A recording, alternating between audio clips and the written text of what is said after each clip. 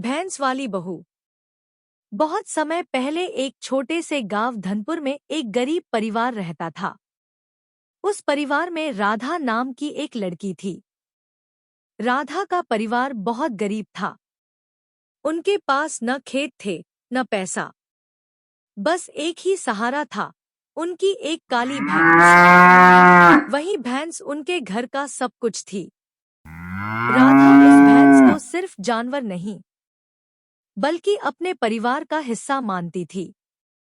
वह सुबह उठकर सबसे पहले उसी का ख्याल रखती, उसे नहलाती, चारा देती और उससे बातें भी करती। राधा की माँ अक्सर कहा करती थी, बेटी, ये भैंस ही हमारे घर का सहारा है। राधा हर बार मुस्कुराकर कहती, माँ, जब तक मैं हूँ इसे कुछ नहीं होगा। लेकिन गरीबी इतनी थी कि कई बार घर में खाना भी मुश्किल से बनता था। फिर भी राधा ने कभी हार नहीं मानी।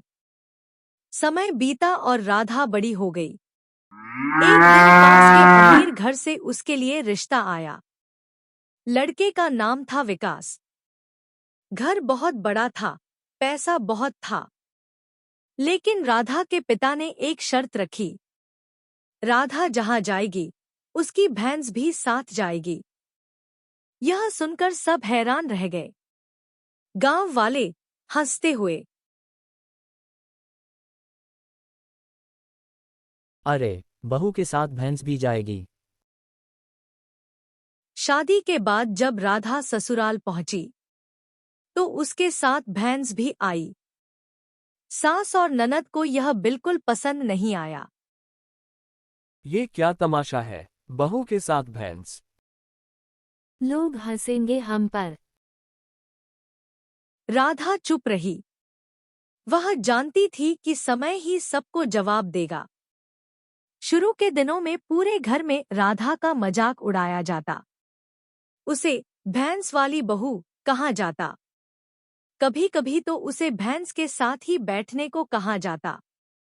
लेकिन राधा ने कभी जवाब नहीं दिया। एक दिन घर में दूध खत्म हो गया।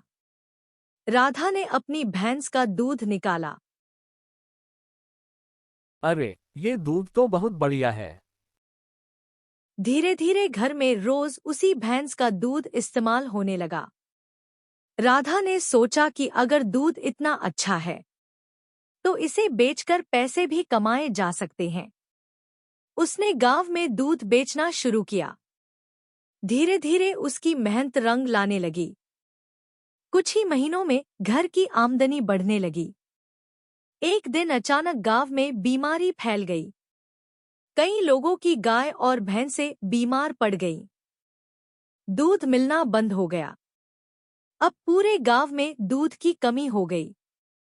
ऐसे समय में सिर्फ राधा की भैंस ही ठीक थी। राधा ने अपने दूध को गांव के लोगों में बांटना शुरू किया। वह पैसे से ज्यादा लोगों की मदद को महत्व देती थी। गांव वाले, ये बहू नहीं, देवी है। अब सास और ननद को अपनी गलती समझ आने लगी। सास, बहू, हमें माफ कर दो। माँ जी, आप ऐसा मत कहिए। कुछ ही समय में राधा की पहचान पूरे गांव में हो गई। अब लोग उसे भैंस वाली बहू नहीं बल्कि घर की महारानी कहने लगे। उसकी मेहनत और अच्छे दिल ने सबका दिल जीत लिया। जिंदगी में इंसान को उसकी हालत से नहीं बल्कि उसके काम और दिल से पहचाना जाता है। जिसे लोग कभी हंसी का कारण समझते थे वही एक दिन सबकी इज्जत बन जाती है। और इसी वजह से उस गांव में आज भी यह कहानी सुनाई जाती है, भैंस वाली बहू।